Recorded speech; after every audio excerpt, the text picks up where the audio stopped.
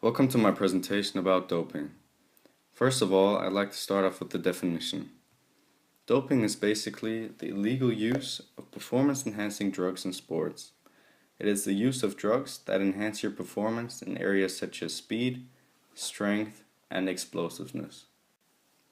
So now you might be wondering, how can the athlete's performance suddenly be increased by the use of performance-enhancing drugs?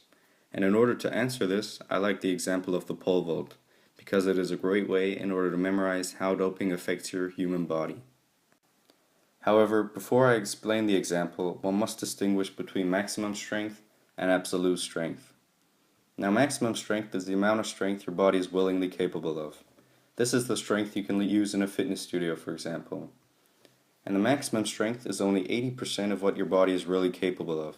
So let's just say this athlete is trying to willingly see how strong he is. He will only be able to use 80% of the amount of strength he is really capable of. Now, the absolute strength is the amount of strength your body is really capable of, which is 100%.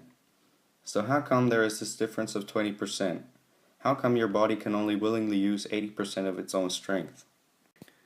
The 20% can only be used in situations in which you're in danger or in which you're very frightened and scared. These are situations in which your body kicks out several hormones and then you're a bit stronger.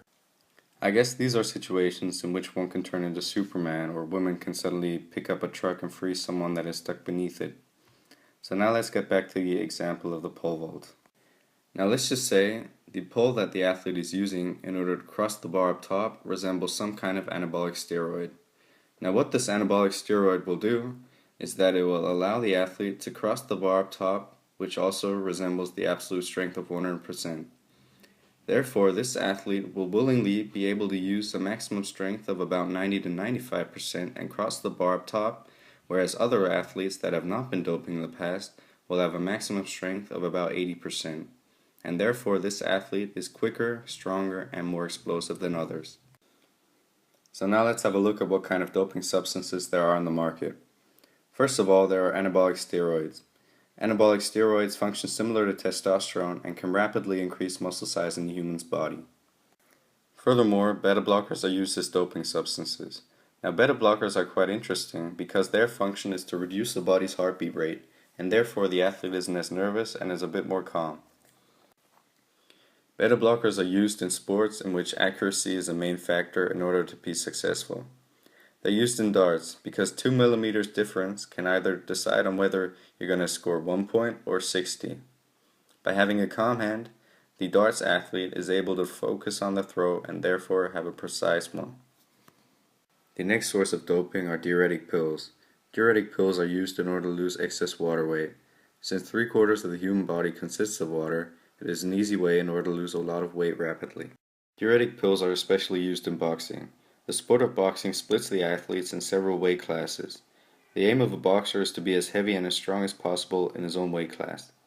If, for example, an athlete has suddenly gotten too heavy for his usual weight class, he would be the lightest and probably the weakest in his new weight class.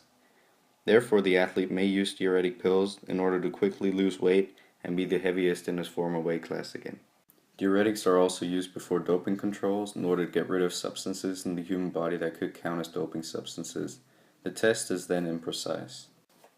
Last but not least, narcotics count as doping. Narcotics reduce pain in the human body and are used in many sports. Only a few narcotics are illegal nowadays. The reduction of pain allows sportsmen to continue their sporting activity and run longer distances. Now I'd like to focus on the side effects that come from the use of doping substances.